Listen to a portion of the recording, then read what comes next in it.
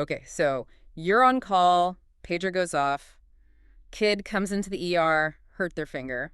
Seems pretty straightforward, right? Usually. But what if it's not? What if that little injury is actually, a ticking time bomb, something easily missed that could lead to, well, serious problems down the line? Exactly. And that's what we're diving into today. We're talking about Salter-Harris fractures of the distal phalanx.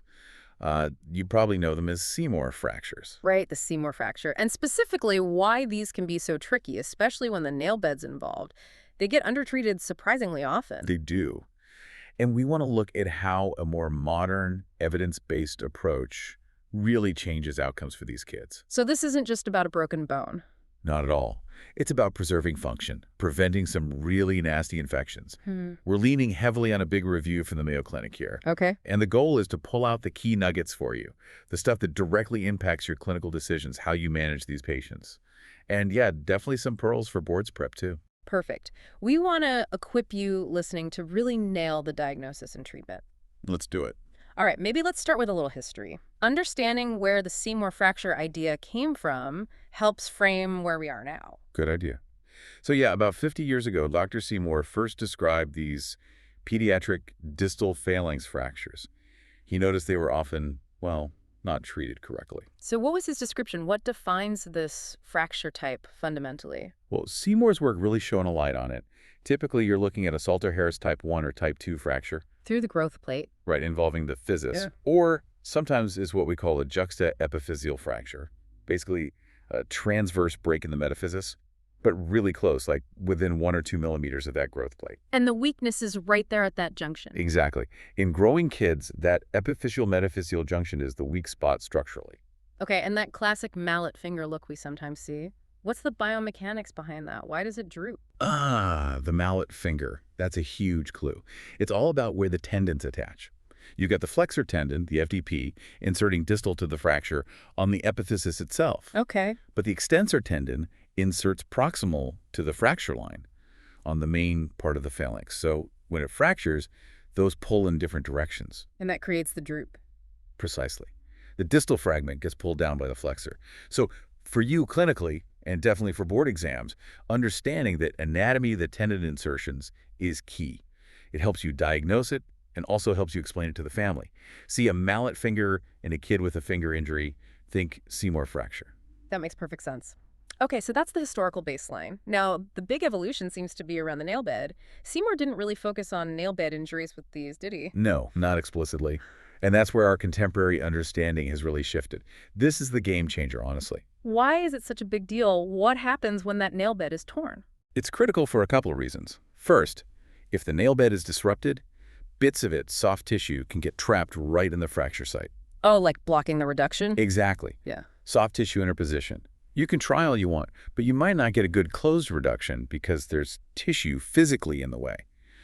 And that obviously affects healing, can lead to malunion. So it's not just a surface wound, it's mechanically interfering with the bone healing. How often does that get missed? It can be missed if you're not specifically looking for it.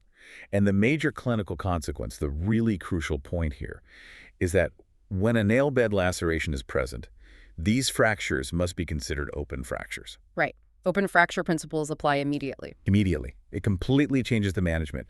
You're not dealing with a simple closed injury anymore. You've got a direct communication, potentially much higher risk of infection if you don't identify it and treat it properly quickly. So for residents listening, that's a huge takeaway. Nail bed injury equals open fracture treatment. No messing around. Absolutely. Treat it with the seriousness it deserves. It's a common pitfall, undertreating these, and the results can be bad. Okay, so if we know these are high risk when the nail bed's involved, how do we spot that reliably? What are the signs we need to look for? The Mayo Clinic study dug into this, right? They really did. That review, looking at cases from 2004 to 2016, gave us some great data. They had 70 patients, 72 fractures, average age is about 11. Thumb was most common, interestingly, and over half were sports injuries. Okay. But crucially, they identified specific clinical signs that strongly suggest a nail bed laceration is hiding under there. All right, let's list them out. What should people be meticulously checking for on exam? The most common one they found, a subungual hematoma, big bruise under the nail. That had a positive predictive value, a PPV, of 86% for a nail bed laceration. and 43% for that soft tissue interposition we talked about. 86% is high, so just seeing blood under the nail is a major flag. What else? Another strong sign is subluxation of the proximal nail plate. The nail itself looks like it's riding up, maybe looks a bit longer, sitting on top of the eponychium instead of tucked under it. Okay, subtle but important. Yeah, that had an 82% PPV for a nail bed laceration, 36% for soft tissue getting stuck. Wow. Okay, keep going. Also look for a laceration on the skin proximal to the nail fold on the dorsum of the finger. That was 75% PPV for the nail bed tear, 50% for interposition. Makes sense, the force travels. Exactly. Maybe the strongest sign. Active bleeding coming out from under the nail plate. That hit 100% PPV for a nail bed laceration and 50% for interposition. 100%. Can't ignore that. Definitely not. Less common. Yeah. Still important. A tear in the eponychial fold itself, the cuticle area. It was 67% PPV for both nail bed laceration and soft tissue interposition. And finally, if the nail plate is almost totally ripped off. Pretty obvious then. Yeah, 100% PPV for nail bed laceration, though interestingly, 0% for soft tissue interposition in those cases, maybe because everything was already exposed. So the take-home is, look closely. Don't just glance at the finger. These signs matter. The study found 58% had at least one of these signs. That's right. And when they actually went in and explored those cases surgically, What did they find? 82% of them did have a nail bed laceration, and nearly half, 47%, had soft tissue interposed in the fracture. So these signs are reliable indicators. They tell you something serious is likely going on. So residents, attendings, meticulous exam is non-negotiable. These aren't just cosmetic issues. They point to deeper problems. Absolutely. Don't dismiss them. They're your cue to investigate further, likely surgically. It's how you separate the simple fracture from the high-risk open one. Okay, let's talk urgency. We've established these can be open fractures prone to infection. How urgent is treatment? The Mayo study had some pretty scary numbers on infection rates based on timing. Scary is the right word. This is something everyone needs burned into their brain. The study found the infection rate was incredibly low, only 1.7% if the patient presented and was treated within 48 hours of the injury. 1.7%. Okay, very low. But if they presented after 48 hours, that infection rate jumped to 36%. 36%. Yeah. That's huge. A massive difference just based on a 2-day delay. It's staggering and completely unacceptable if we can prevent it. I remember a tough case from training, similar delay, nasty infection. It really drives home that 48-hour window. What's happening biologically? Why does that delay make such a difference? Well, every single case of osteomyelitis bone infection in their study occurred in patients who presented late after that 48-hour mark. Every single one. Every one. And these patients also had the clinical signs we just talked about. Confirmed nail bed lacerations during surgery, and in 80% of those osteo cases, they also found soft tissue interposition. Wow. And the worst outcome, one patient needed an amputation. Presented 3 days late, got explored immediately, then nail bed tear, tissue interposed. But the infection still took hold. It shows how quickly bacteria multiply and tissue damage progresses. This isn't just academic. This is critical patient counseling. We have to tell families how serious delay is. And for triage, this moves way up the priority list. Absolutely. Time is tissue, right? We say it all the time, but here it's crystal clear. Early identification, prompt surgery, usually irrigation and debridement. It's non-negotiable to avoid these devastating infections. Osteomyelitis in a finger phalanx? That can mean lifelong problems, stiffness, deformity, or worse. Okay, so the stakes are high. What's the plan? What's the management algorithm we should follow, especially if we do suspect nail bed involvement? Right, we need a clear roadmap. The guiding principle, first and foremost, treat these like any other open fracture. Meaning early antibiotics, thorough irrigation and debridement IND, and early fracture reduction. And remember, that nail bed isn't sterile. It's like skin, so you have to clean it out properly. Antibiotics are important, but the IND is key. That's the critical insight from the study in general open fracture management.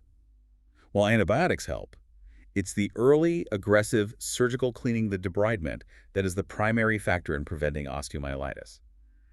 You have to physically remove the contamination and any dead tissue. Okay, so let's walk through the steps based on the Mayo algorithm. First decision point. Do you see those clinical signs of nail bed injury or not? Exactly. If and no subungual hematoma, no nail subluxation, none of those red flags we listed, then you can likely proceed with closed reduction and splinting. The study showed good results for that group. Simple enough, but what if you DO see those signs? Then it's a different pathway.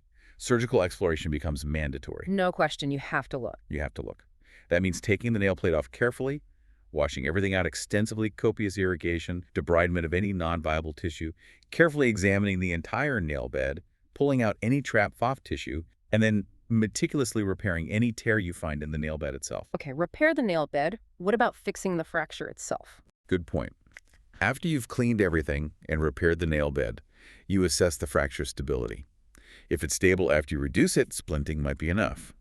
But if it's an unstable fracture, you'll need to add percutaneous pinning K-wires in addition to the splint. Mend antibiotics. Yes. Standard is a single dose of IV antibiotics when they present, typically something covering skin flora like cefazolin. Then follow up with oral antibiotics for at least 7 days after they go home. Got it. Any tips for the actual repair? It's delicate work. Definitely. Use loop magnification. You need to see what you're doing. Yeah. And use fine absorbable sutures like a 6-0 or 7-0 chromic gut or Vicryl. Tiny stitches, careful approximation. Huh. And here's a really useful pearl.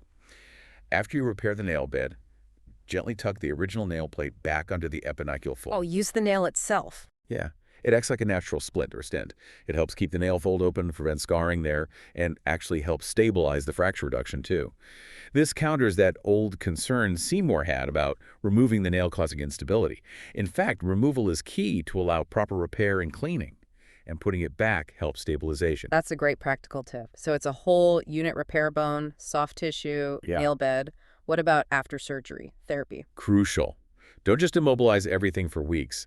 Get them to hand therapy early. Start range of motion exercises for the joints that aren't injured, the PIP joint, the MP joint, as soon as possible. Turn stiffness. Exactly. Prevent stiffness, leads to much better long-term function. So this whole algorithm, identify the risk, explore if needed, clean thoroughly, repair meticulously, stabilize appropriately, and rehab early. That's your pathway to the best outcomes. Great for practice, great for boards. This is super comprehensive, really clarifies the approach. Okay, let's shift gears slightly, but stick with the practicalities. Coding. Essential for practice, right? Need to get paid, need to document correctly. What are the key CPT codes here? Absolutely essential. Often an afterthought in training, but critical in practice. Okay, for the distal phalanx fracture itself, your common codes are 26750 for closed treatment, no manipulation. Just splinting, basically. Right. Then 26750 for closed treatment with manipulation, you actually reduce it. 26756 is for percutaneous fixation, like putting in those K-wires we talked about. And 26765 is for open treatment, which usually implies opening the site, cleaning, and fixation if needed. Okay, those cover the bone part. What about the nail procedures? Removing the nail, fixing the bed? Right, the nail codes. 11730 is for simple avulsion of the nail plate. 17740 is for draining a subungual hematoma, just poking a hole. And 17660 is the code for repair of the nail bed. 11760 for the repair. Now, here's where people might get tripped up, right? Billing multiple codes. Exactly. Here's the crucial coding principle you have to remember. Nail bed repair, 11760, includes nail plate removal, 11730, and hematoma evacuation, 11740. Ah, so they're bundled into the repair code. Correct. So if you do a nail bed repair, you bill 11760. You do not bill 11730 or 11740 separately on top of that. You'd only bill 11730 or 11740. That's all you did. Like you just removed the nail but didn't repair the bed or just drained blood. That's a super important distinction. Avoids unbundling. So let's take a common scenario. Open reduction, pinning the fracture, and repairing the nail bed. How would you code that? Okay, for that scenario, open reduction and pinning of the distal phalanx fracture with a nail bed repair, you would typically use 26765 for the open fracture treatment. Got it. And then you'd add a 11760 for the nail bed repair, likely with a -51 modifier to indicate multiple procedures were performed during the same session. 26765 and a lead 1760 50 51. Makes sense. Getting this right is key for attendings running a practice and for residents learning how to document properly for the future. Absolutely. Accuracy matters for compliance and reimbursement. Okay, this has been a fantastic deep dive. We've covered a lot on an injury that seems simple but clearly isn't. Let's try to wrap up the key messages for everyone listening. I think the absolute biggest takeaway is maintaining that high index of suspicion for nail bed injuries in these pediatric distal phalanx fractures. Look for those specific clinical signs. The hematoma, the nail subluxation, the bleeding. Right, and if you see those signs, remember, surgical exploration is basically mandatory. You have to look, you have to clean, you have to repair. And we hammered home the urgency. That 48-hour window is critical to prevent devastating infections. Time is tissue, truly. Absolutely. Following that clear algorithm, assess, explore if needed, IND, repair, stabilize, rehab. That's what gives these kids the best chance at a great outcome. So hopefully this discussion has armed you out there with the knowledge and the confidence to manage these challenging injuries effectively. That's the goal. Better outcomes for our youngest patients. So, as you head back to clinic, back to the OR, here's something to chew on, a final thought. We know these injuries are often undertreated, especially with delayed presentation leading to that awful 36% infection rate. How can we as surgeons do better? How can we educate our referring colleagues, pediatricians, ER docs, urgent care, or even the public to recognize the high-risk signs earlier? Yeah, how do we get these kids referred to a hand specialist promptly? Exactly. What systemic changes could we push for, maybe in triage protocols or public awareness, to make sure that 36% infection rate becomes a thing of the past, something to think about?